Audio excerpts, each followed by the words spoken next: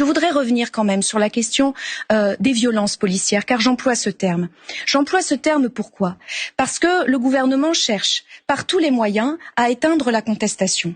Et il le fait comme il l'a fait déjà au moment des Gilets jaunes. Non, monsieur, pas du tout. Il y a des moments, notamment les voltigeurs dont nous demandons. Mais on peut pas. L'anarchie, c'est pas possible. Pardon, excusez-moi, je vais juste terminer. Nous demandons à ce que les Braves M, les compagnies motorisées de voltigeurs, soient dissoutes. Aujourd'hui, vous avez des images qui circulent sur les réseaux sociaux. Je vous en prie, regardez-les. Vous avez des promeneurs, des touristes qui se sont fait molester sans qu'ils ne soient, je dirais, en atteinte à d'aucune manière à l'ordre public ou au bien ou aux personnes.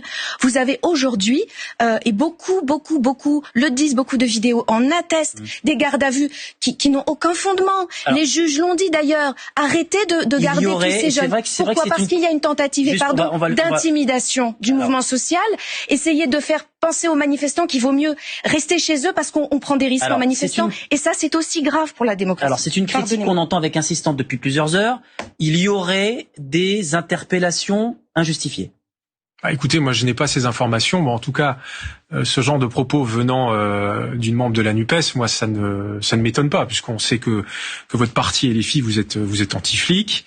Pas du tout, monsieur. Non, mais vous êtes anti-flics. Non, monsieur. On connaît. Non, je ne veux pas vous laisser dire ça. Non. On connaît l'histoire politique de votre formation. Mais on connaît rien du tout. Visiblement, vous ne connaissez rien. Et non. On peut contester. On peut manifester. Nous sommes dans une démocratie et dans un état de droit.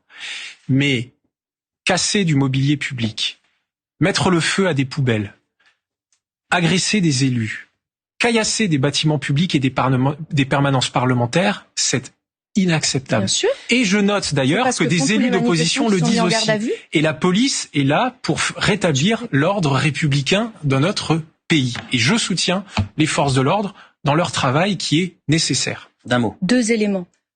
90% des personnes qui sont placées en garde à vue ressortent sans rien. Donc ça prouve bien qu'elle n'était là pour rien. Deuxièmement, votre ministre, Monsieur Darmanin, vient justement d'appeler, je le cite, les forces de l'ordre à la proportionnalité. Oui. Si lui-même le fait, c'est bien qu'elle ne la respecte pas toute la proportionnalité. Mais ce que je voudrais dire, parce que moi je soutiens les flics, justement, comme vous dites, c'est que le ministre de l'Intérieur n'a pas à décharger sa responsabilité sur les policiers qu'il envoie et à qui les ordres sont donnés. Moi, je vais vous le dire, aujourd'hui... Quelle responsabilité se décharge ?